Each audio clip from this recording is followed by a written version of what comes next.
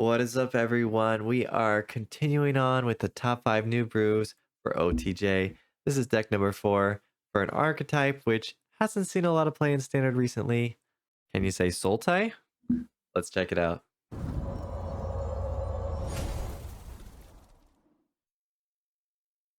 Welcome back, everyone. This is top 5 brews number 4. We have Sultai Marauder. What does that mean? Let's check it out.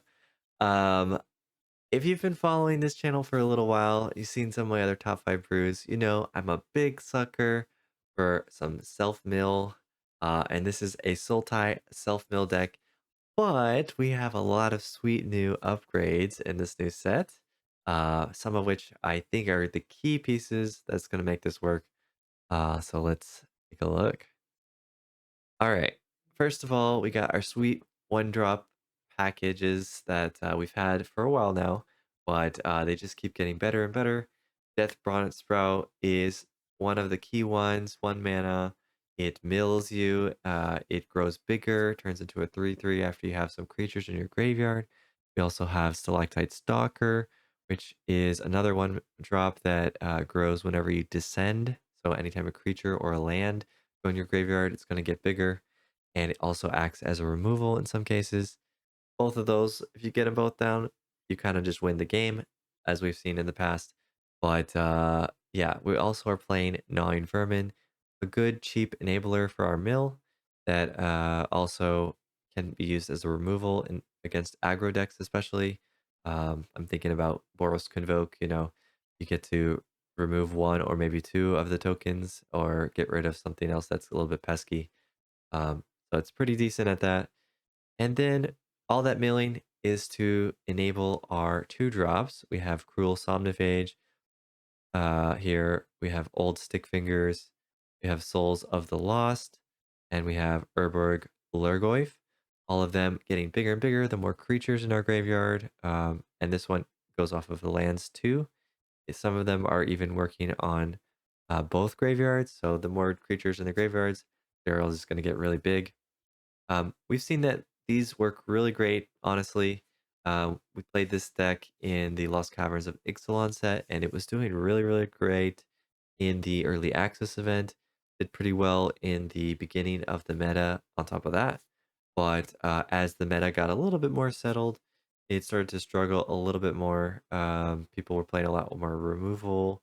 And really, the key problem that we saw was with the lands.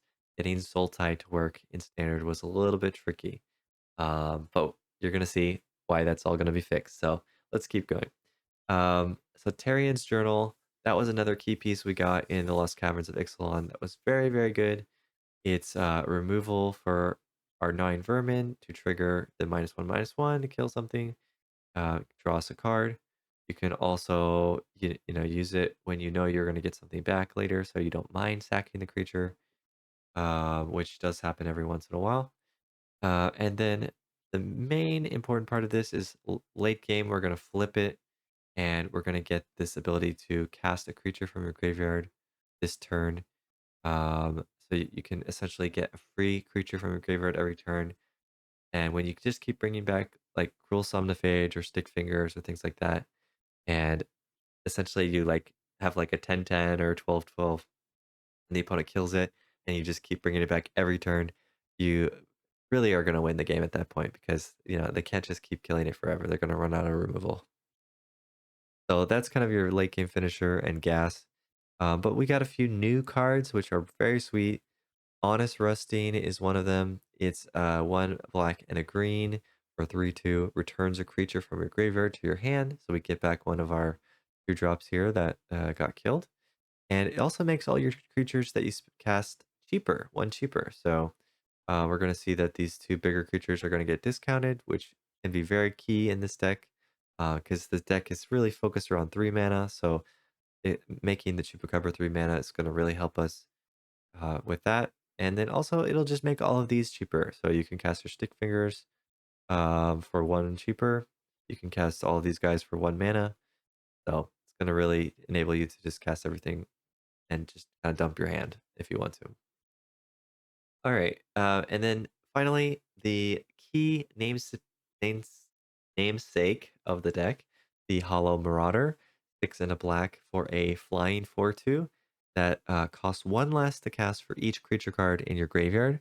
And we do a lot of milling with this deck, like a lot. So typically, maybe about turn 4, this is probably going to be 3 mana or less in this deck. So yeah, it could easily be a 1 mana card in a lot of cases when we play it. And if that's all it did, it wouldn't quite be good enough, but it has this last ability. When it enters the battlefield, any number of target opponents discard a card. And if they didn't discard a card with mana value 4 or greater, then you also draw a card. So either you force them to discard like their Farewell, their Sunfall, their Giant Planeswalker, something really good. If they didn't do that, then you're also going to draw a card. So if you think about like Boros Convoke, probably they're going to have to discard just like a 3-drop, an Anthem, or one of the hasty creatures. And then you'll get to also draw a card. So that's going to be essentially a 3-for-1 because you have a creature, they discarded a card, and you drew a card.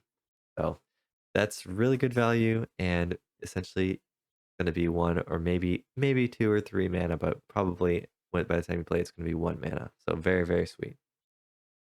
All right, we got through most everything. Chupacabra here. We had this in the last set LCI. It's just a good 2-for-1 body and a removal. So that it didn't really change much there. But the key thing that changed that made this good is the new lands that we got. So we got Blooming Marsh, we got Botanical Sanctum, which gives us finally the complete package of the fast lands. And so we can drop all of these down. We can have our perfect mana. And since we don't really need to go above 3 land anyway, we don't care if they come in tapped later. We just need to make sure that we get the right mana early on to have, blue, black, and green early on in the game. So that was one of the key sticking points before. Now we've got it solved with these new lands. And so I don't see a reason why Sultai couldn't be tier 1 or tier 1.5. Like I said before, it was always very good. It was just missing that one key piece, and I think that's these lands. And now that we've got the lands, I don't see how it can be stopped. So I'm hoping it's good. I'm hoping that I'm correct on this. And the value from the Marauder is also very big. So all of that combined, I'm looking forward to playing me some Sultai, and I hope you are too. Let me know what you think in the comments. Is the Marauder as good as I think? Do you think the lands are going to make this thing work? Let me know your whether way, whichever way you think. But I hope you can go out there, have some fun, get hyped for OTJ, and until next time, see ya.